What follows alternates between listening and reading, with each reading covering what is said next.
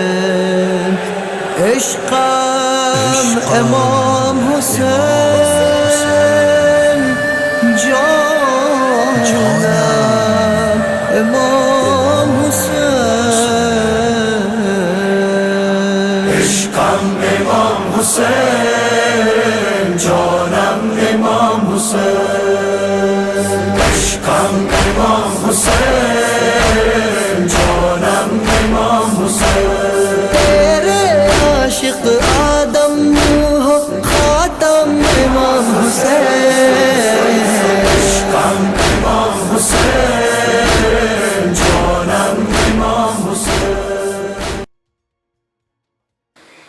قتل حسین اصل میں مرگ یزید ہے. اسلام زندہ ہوتا ہے ہر کربلا کے بعد.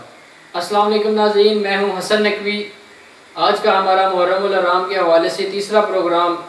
کل کے پروگرام میں بہت ہی اچھے انداز میں قبلہ صاحب نے تعارف امام حسین علیہ السلام پیش کیا ہے. آج کا ہمارا جو موضوع ہے وہ ہے مدینہ منورہ سے امام حسین علیہ السلام کی روانگی، کہ کیا وجہ بنی امام حسین علیہ السلام کو مدینہ منورہ چھوڑنا پڑا.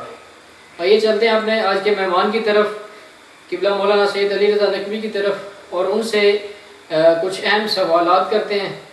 السلام علیکم قبلہ صاحب. وعلیکم السلام ورحمۃ اللہ وبرکاتہ. کیا حال ہے؟ ٹھیک ہے الحمدللہ. آج کا ہمارا پہلا سوال ہے کہ کیا حالات بنے کہ امام حسین علیہ السلام کو مدینہ منورہ چھوڑنا پڑا. اعوذ باللہ من الشیطان الرجیم. بسم اللہ الرحمن الرحیم. امام حسین علیہ السلام کے سفر کو اور ان کے اس سارے مشن کو جب تک صرف واقعاتی شکل میں ہی دیکھا جائے تو بات کی سمجھ نہیں آتی. جب تک ساتھ ساتھ کچھ سوال و جواب اور کچھ حقائق کا پتہ نہ چلے. تو واقعاً آپ کا سوال بہت اچھا ہے کہ امام حسین علیہ السلام مدینہ میں ہی رہتے، کیا حالات بنے، کیسے واقعات بنے کہ امام حسین علیہ السلام کو پھر مدینہ سے جانا پڑا. اصل میں 15 رجب المرجب کو سن 60 ہجری میں معاویہ کی موت ہوئی. اور یہ جو میں پہلے ہی بتا دوں کہ 22 رجب کو امام جعفر صادق علیہ السلام کی نیاز کا اہتمام لوگ کرتے ہیں. اس کا مرگ معاویہ، موت معاویہ کے ساتھ کوئی تعلق نہیں، اس لیے کہ کہاں 15 تاریخ اور کہاں 22 تاریخ. اور پھر اس دور میں تو امام جعفر صادق علیہ السلام کی ولادت باسعادت بھی نہیں ہوئی تھی. اس وقت امام حسین علیہ السلام موجود تھے. اگر نیاز کا کوئی مسئلہ ہوتا تو وہ تو امام حسین علیہ السلام کی طرف اس کی نسبت ہوتی کہ نیاز امام حسین علیہ السلام. پھر بھی بندہ کہتا ہے کہ اس کا اس کے ساتھ تعلق ہو. تو بڑی بڑی موتیں ہوئی ہیں، کسی کی موت کے ساتھ کوئی خوشی کا اور اس طرح کی نیاز کا کوئی ذکر تک نہیں. 15 رجب المرجب کو موت واقع ہوئی. اور انہوں نے فوراً بڑے بڑے جو شہر تھے ان کے گورنروں کو خط لکھا کہ یزید کی بیعت کی جائے اور لوگوں سے بیعت لی جائے. مدینہ کا گورنر اس وقت ولید بن عتبہ تھا. یہ بنو امیہ کا چشمہ چراغ تھا، لیکن نرم دل تھا، سخت ذہن نہیں رکھتا تھا، سخت رویہ نہیں تھا اس کا. تو اس کے پاس جب خط آیا تو یہ بڑا پریشان ہوا کیونکہ نرم دل تھا. تو اس نے کہا اللہ وہ دن نہ دیکھے، یعنی وہ دن نہ دکھائے کہ یزید چاہے مجھے پوری دنیا کی حکومت، پوری زمین کی حکومت دے دے، پھر بھی میں امام حسین علیہ السلام کے قتل میں ہاتھ ڈالوں، اللہ یہ دن نہ دکھائے. پھر بہرحال پریشانی کے عالم میں ان کا گورنر تھا، تو اس نے مروان بن حکم کو بلایا. اس نے کہا کہ آپ بلائیں. 3 آدمیوں کا نام تھا خط میں، ایک عبداللہ ابن عمر کا، ایک عبداللہ ابن زبیر کا، ایک مولا حسین علیہ السلام کا. اس نے کہا عبداللہ ابن عمر جو ہے نا اس سے تو کوئی خطرہ نہیں ہے، ہاں عبداللہ ابن زبیر اور امام حسین علیہ السلام ان سے بلا کر بیعت لو. مروان ادھر بیٹھا تھا. عبداللہ ابن عمرو بن عثمان اس نوجوان تھا، اس کو بھیجا جاؤ جا کے ان 2 شخصیات کو بلا کے لاؤ. یہ گھر گیا تو دونوں گھر میں موجود نہیں تھے، پتہ چلا مسجد میں. تو یہ عبداللہ ابن عمرو بن عثمان یہ مسجد نبوی میں چلا گیا. جا کے اس نے دیکھا کہ مولا بھی موجود ہیں، عبادت کر رہے ہیں، اور عبداللہ بن زبیر. اس نے دونوں کو پیغام بھیجا دیا کہ گورنر مدینہ کا یہ پیغام ہے. تو انہوں نے کہا کہ ٹھیک ہے آپ چلیں، ہم آتے ہیں. وہ تو چلا گیا، یہ گھبرا گیا عبداللہ ابن زبیر. اس نے کہا کہ عام طور پر روٹین وائز جو ہے وہ اس وقت مدینہ کا گورنر لوگوں سے ملاقات کرتا نہیں ہے، کیا وجہ ہے آج ملاقات کے لیے ہمیں بلا رہا ہے اس وقت؟ امام حسین علیہ السلام نے فرمایا میرا خیال ہے کہ معاویہ مر گیا، یزید تخت نشین ہو گیا، کھاتا ہے، اور یہ ولید نے چاہا ہے کہ لوگوں میں مشہور ہونے سے پہلے کہ معاویہ کی موت ہو گئی ہے، اس سے پہلے وہ یزید کی بیعت لے، تو وہ ہم سے یزید کی بیعت لینا چاہتا ہے. عبداللہ ابن زبیر نے کہا میں تو نہیں جاؤں گا. امام حسین علیہ السلام نے فرمایا میں جاؤں گا، لیکن میں اپنا دفاعی انتظام کر کے جاؤں گا. امام گھر گئے. امام نے گھر جا کر نوجوانوں نے بنی ہاشم کو اکٹھا کیا. اکٹھا کر کے فرماتے ہیں کہ اسلحہ سے مسلح ہو جاؤ، میرے ساتھ چلو. ولید نے مجھے ملاقات کے لیے بلایا، چونکہ صرف مجھے بلایا لہٰذا میں اندر جاؤں گا، تمہارا کام ہے کہ تم باہر بیٹھ جانا. ہاں میری آواز بلند ہو جائے یا میں تمہیں حکم دوں تو تم اندر آ جانا فوراً. امام دربار کے اندر چلے گئے، نوجوانوں نے بنو ہاشم باہر بیٹھ گئے، اور امام علیہ السلام جب گیا تو ولید نے کرسی پیش کی. امام کرسی پر تشریف فرما ہوئے. اس نے خط پیش کیا. امام علیہ السلام نے خط پڑھا انا للہ و انا الیہ راجعون. اس کو کلمہ استرجاع کہتے ہیں. یہ جملہ پڑھا اور اس کے بعد وہ خط جو تھا اس کو امام نے پڑھا. وہ خط میں آپ کے سامنے ذرا پیش کرتا ہوں کہ اما بعد فخذ حسینا وعبداللہ ابن عمر وعبداللہ ابن زبیر بالبیعت اخذا شدیدا. ان تینوں افراد کا نام لے کر اس میں لکھا ہوا ہے کہ ان کو مجبور کرو، سختی کرو بیعت پر. لیست فیہ رخصہ، ان کو سختی کرنے، نرمی نہیں دینی بالکل ذرا برابر بھی. حتیٰ یبایعوا، یہاں تک بیعت کر لیں، جب تک یہ بیعت نہ کریں سختی کرنی ہے، نرمی نہیں کرنی ان کے ساتھ.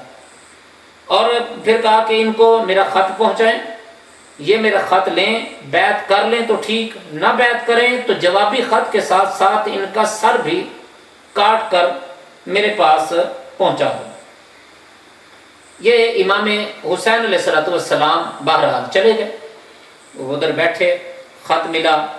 امام علیہ السلام نے ارشاد فرمایا ان البیعۃ لا تکون سرا. یہ بیعت کا معاملہ ہوتا ہے یہ چھپ کر نہیں ہوتا، بیعت کی باتیں چھپ کے نہیں ہوتی. ولیکن اذا دعوت الناس غدا فدعوا معهم. جب تو کل لوگوں کو بلائے گا نا ہمیں بھی بلا لینا. بیعت کیا بات ہو جائے گی، بیعت کی سارے لوگوں کے سامنے بیعت ہو جائے گی. تو چونکہ یہ نرم دل تھا اس نے کہا ٹھیک ہے آپ تشریف لے جائیں. ابھی امام اٹھے نہیں، مروان فوراً کہتا ہے ولید ابھی اکیلا ہے حسین، ایسے نہ جانے دو، ابھی ہاتھ میں ہے، لہٰذا اس طرح کر، اگر بیعت کرتے ہیں تو ٹھیک ورنہ قتل کر دے. بس یہ جملہ سننا تھا کہ امام حسین علیہ السلام نے فرمایا یبن الزرقا اتقتلنی، ام ہوگا تو مجھے قتل کرے گا یا یہ؟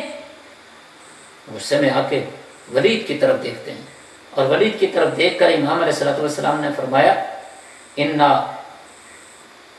اہل بیت النبوہ، ہم اہل بیت نبوت ہیں، ومعدن الرسالہ، ہم رسالت کی کام ہیں، ومختلف الملائکہ، ملائکہ کا آنا جانا ہمارے گھر میں رہتا ہے۔ اور اس کے بعد آگے فرمایا مثلی لا یبایع مثلا، میرے جیسا اس جیسے کی بیعت نہیں کرتا۔ بلند آواز سے چونکہ بات ہوئی، سارے بنو ہاشم کے نوجوان مسلح اندر آ گئے۔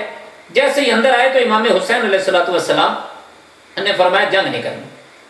اب بس جیسے ہی وہ اتنے سمجھدار اور معرفت والے اور اپنے آپ کو امام حسین علیہ السلام کا غلام سمجھنے والے تھے اور امام کو اپنا امام سمجھنے والے تھے، فوراً بڑھتے ہوئے قدم رک گئے، حتیٰ کہ مولا عباس علمدار کی بھی توہین ہے اس حوالے سے کہنا کہ امام حسین علیہ السلام نے سینے پہ ہاتھ رکھا اور وہ 2 قدم آگے جوش کے ساتھ لے کے چلے گئے اور کہا کہ مجھے بتائیں کہ جب امام فرما رہے ہیں کہ جنگ نہیں کرنی تو بس بات ختم، یہی تو جناب عباس کا مقام ہے، تو جناب عباس کی توہین نہیں کرنی چاہیے کہ تیتھو کچھ سیما پابند کر کے اس طرح کے کچھ جملے اگر ان کی طرف منسوخ کیے جائیں یہ مناسب نہیں ہے، اور امام جناب مولا عباس کی اس میں یہ توہین بنتی ہے۔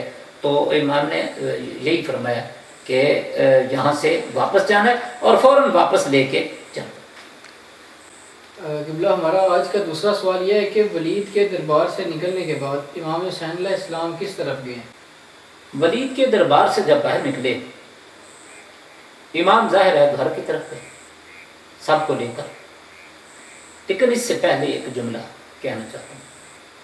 علماء نے یہ جملہ بیان کیا کہ جب بھی گلیوں میں چلتے تھے مولا حسین علیہ السلام اور مولا عباس علمدار علیہ السلام، ان دونوں کا طریقہ الگ الگ تھا۔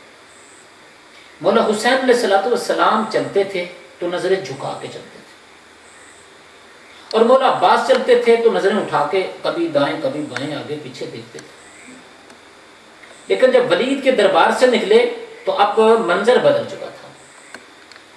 امام حسین علیہ السلام حسرت بھری نگاہوں سے کبھی دائیں دیکھتے کبھی بائیں دیکھتے، گویا کہ وہ زبان حال سے کہہ رہے ہیں کہ نانے کا مدینہ اتنا عرصہ تجھ میں رہا لیکن نانے کی امت مجھے اب رہنے نہیں دیتی، لہٰذا ساری دنیا تجھ میں رہے گی یا جا کے واپس آ جائے گی، لیکن میں حسین مجبور ہو کر نانے کی امت کے ہاتھوں تجھے چھوڑ کے جا رہا ہوں، پھر واپس نہیں آ سکوں گا۔ یہ حسرت بھری نگاہوں سے در و دیوار کو دیکھ رہے، اور مولا عباس علمدار سر جھکا کے چلے۔ گھر آئے، نوجوانوں کو چھوڑا اور امام حسین علیہ السلام نانے کی قبر پہ گئے۔ نانے کی قبر پہ جا کے کہتے ہیں السلام، یہ 27 رجب کی رات بنتی ہے۔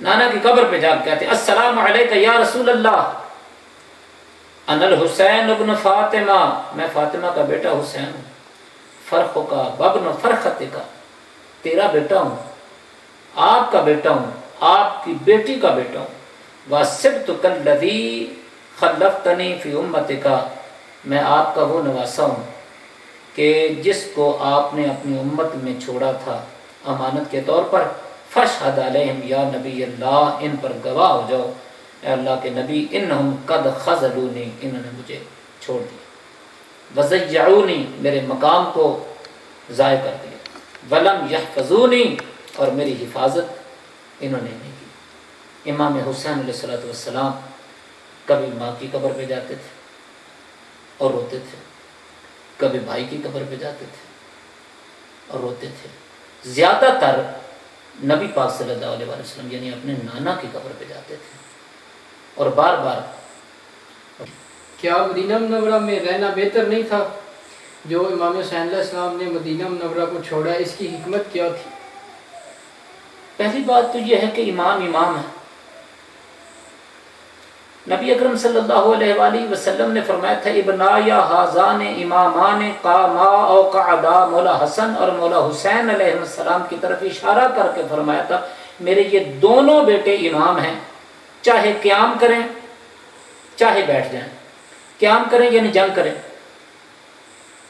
اور بیٹھ جائیں یعنی صلح کر لیں، تو دونوں صورتوں میں یہ امام ہیں۔ امام ہے کا مطلب کیا ہے؟ ان کو اللہ نے امام بنایا، یہ مصلحت پروردگار کو بہتر جانتے ہیں کہ اللہ تعالیٰ کی حکمت کیا ہے، اور جیسی اللہ تعالیٰ کی حکمت ہوگی وہ اس پر عمل کرتے ہیں۔ لہٰذا ہر ایک پر تو اعتراض کیا جا سکتا ہے اور کیوں کہا جا سکتا ہے ایسا کیوں کیا اور ایسا کیوں نہیں کیا، لیکن امام کے ساتھ تو ایسا نہیں کیا جا سکتا۔ لیکن جو حالات اس وقت کے ہیں ان کو اگر سامنے رکھا جائے تو چلو ایک سمجھنے کے لیے، حالات کو سمجھنے کے لیے یہ ایک سوال کیا جا سکتا ہے، تو میں اس حوالے سے بتاتا ہوں۔ پہلی بات تو یہ حرمت مدینہ منورہ، یہ بڑی عزیز ہے امام حسین علیہ السلام کو، عزت حرمت، کیونکہ اسی میں ولادت باسعادت ہوئی، اسی میں بچپنا گزرا۔ یہی وہ مدینہ تھا نا جس میں امام حسین علیہ السلام سجدے میں ہوتے تھے اور پشت پہ آ کے امام حسین علیہ السلام سوار ہوتے تھے اور سجدہ لمبا ہو جاتا تھا۔ یہی وہ مدینہ ہے نا جس کی گلیوں میں امام حسین علیہ السلام کو اپنے کندھوں پہ بٹھا کے، اور ایک طرف امام حسن علیہ السلام کو، ایک طرف مولا حسین علیہ السلام کو، اور اپنے بال جو ہیں ان کے ہاتھوں میں دے کے تو مدینہ کی گلیوں میں چلتے تھے۔ یہی وہ مدینہ ہے نا کہ جس میں ہاتھ دونوں زمین پر رکھ کر اور گھٹنوں کے بال بیٹھ کر اپنے اوپر دونوں شہزادوں کو بٹھا کر اونٹ کی طرح چل رہے تھے گلیوں میں امام حسین علیہ السلام کے۔ تو یہ ایک نبی اکرم صلی اللہ علیہ وآلہ وسلم نے جو عزت عطا کی، پیار عطا کیا، محبت عطا کی، تو یہ سب یاد تھا مولا حسین علیہ السلام کو، عزت کا دور اور سارا کچھ دور یاد تھا۔ تو امام حسین علیہ السلام چاہتے تھے کہ نانے کے شہر کی عزت اور حرمت بچ جائے، جنگ کی وجہ سے خون بہے گا، بے گناہ خون لوگوں کا بہے گا میرے علاوہ بھی، تو لہٰذا ایک عزت و حرمت کا خیال رکھنا چاہیے۔ اور دوسری حکمت اگر یہ دیکھی جائے کہ امام حسین علیہ السلام جانتے ہیں کہ مدینہ میں رہوں گا تو لوگ میرا ساتھ نہیں دیں گے، موت سے سارے ڈرتے ہیں، حالات کے مطابق مجھے چھوڑ جائیں گے، جس طرح کوفہ والوں نے چھوڑ دیا تھا۔ تو جس طرح، اور پھر وہ واقعات بھی یاد ہیں کہ بھائی حسن شہید ہو گئے تو اسی مدینہ میں، اور کسی کے جنازے پر کبھی بھی تیر نہیں کسی نے مارے۔ تو مولا حسن علیہ السلام جو کہ جنتی جوانوں کے سردار تھے، اور نبی کائنات صلی اللہ علیہ وآلہ وسلم کا کلمہ پڑھنے والے مسلمان جو تھے، انہوں نے ان کے جنازے پہ تیر چلائے۔ کوئی ساتھ دینے والا نہیں تھا، کسی نے امام حسین علیہ السلام کا ساتھ نہیں دیا چند افراد کے سوا۔ تو امام حسین علیہ السلام دیکھ رہے ہیں کہ میری ماں 18 سال کی تھی اور کمر جھک گئی، 18 سال کی تھی اور کھڑے ہو کر نماز نہیں پڑھ سکتی تھی، 18 سال کی تھی اور سر کے بال سفید ہو گئے تھے، 18 سال کی تھی اور مدینہ منورہ میں ہی کھڑے ہو کے نماز نہیں پڑھ سکتی، دائیں ہاتھ سے تسبیح نہیں پڑھ سکتی تھیں، اور یہ شعر کہا کرتی تھی زیادہ تر، صبت علیہ مصائب لو انہا صبت علی الایام سرن لیالیا، بابا تیرے بعد مجھ پر اتنی مصیبتیں آئیں کہ اگر دنوں پر آتی تو سیاہ راتوں میں تبدیل ہو جاتے۔ تو امام جانتے تھے کہ یہ حالات ہو چکے ہیں، لوگ ساتھ نہیں دیں گے، لہٰذا امام کیوں رہیں وہاں پہ۔ اور تیسری جو اہم بات میرے ذہن میں آتی ہے وہ اور کتابوں میں موجود ہے، وہ میں آپ کے سامنے پیش کرتا ہوں۔ اصل بات یہ ہے کہ امام حسین علیہ السلام یہ جانتے ہیں کہ یہ جو لوگ ہیں یہ یزید کی سازش تھی۔ دیکھیں یزید کی بہت بڑی سازش تھی کہ اس نے خط میں لکھا ہے کہ اگر بیعت کر لیں تو ٹھیک، نہ کریں تو شہید کر دیں۔ یہ تو ولید نرم دل تھا نا، اس نے جنگ نہیں کی اور امام حسین علیہ السلام کی شہادت کے لیے کوئی کوشش نہیں کی ہے۔ تو اب اگر اسی طرح امام حسین علیہ السلام مدینہ منورہ میں ہی رہتے تو یزید نے کیا کرنا تھا؟ اس ولید بن عقبہ کو ہٹا دینا تھا، معزول کر دینا تھا۔ اس کی جگہ پہ کوئی سخت دل دشمن آل محمد، مروان یا مروان جیسا کوئی بندہ، اس کو گورنر بنا دیا جاتا۔ گورنر جب بنایا جاتا تو ظاہر ہے وہ بیعت مانگتا. بیعت نہ امام نے کرنی نہیں تھی. امام نے ایک جگہ فرمایا کہ اگر میں بیعت کروں تو میں کافر ہو جاؤں، لہٰذا بیعت تو کرنی نہیں تھی. تو اس طریقے سے وہ جنگ کا ماحول بناتا. جنگ کے ماحول میں امام حسین علیہ السلام شہید ہو جاتے. اصل قاتل جو تھا وہ چھپ جاتا.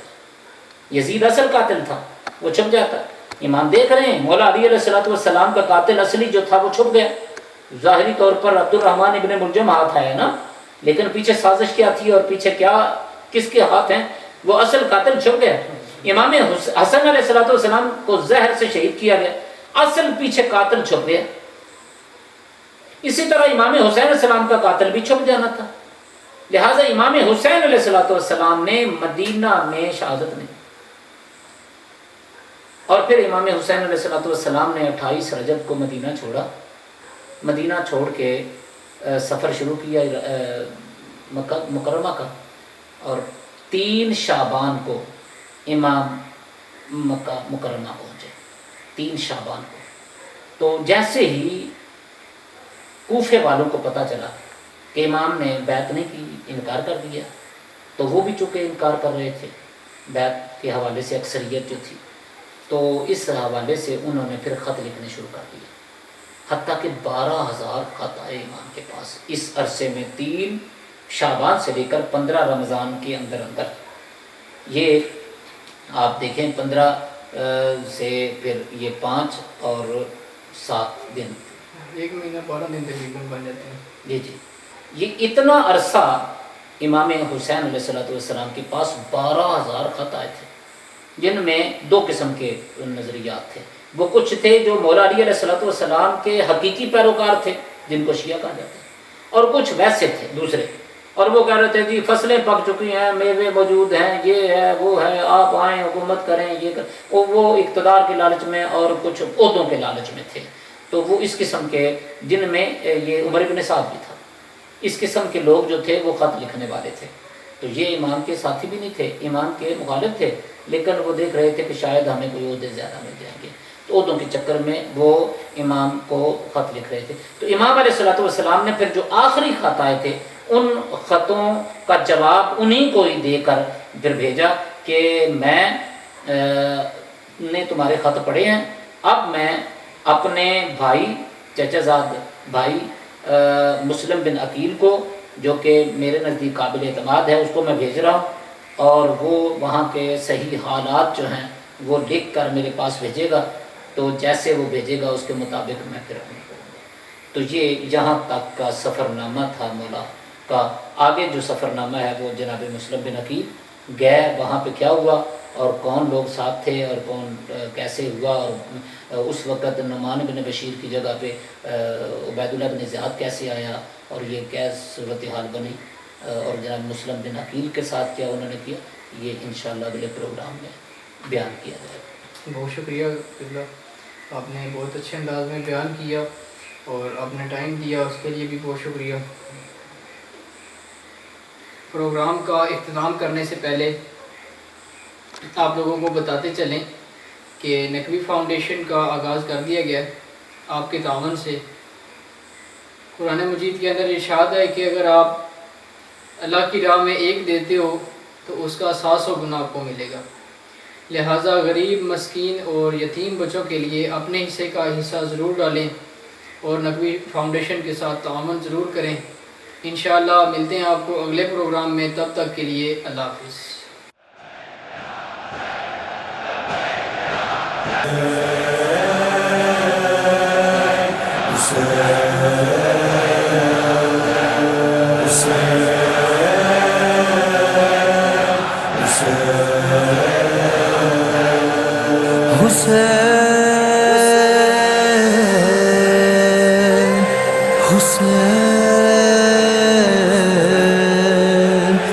عشقم امام حسین، جانم امام حسین، عشقم امام حسین، جانم امام حسین، عشقم امام حسین، جانم امام حسین.